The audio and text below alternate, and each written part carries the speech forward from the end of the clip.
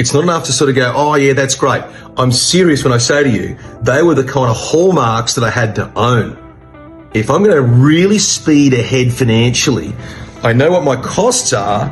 They're kind of fixed or very close now to being fixed. And I want to out-earn my spending.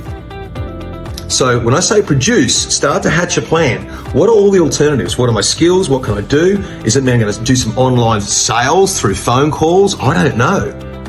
But you do.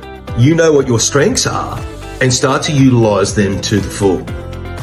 And I say to you, what is the activity loop? What do I need to execute? And get really fucking serious, because quite frankly, you need capital. You want to produce money.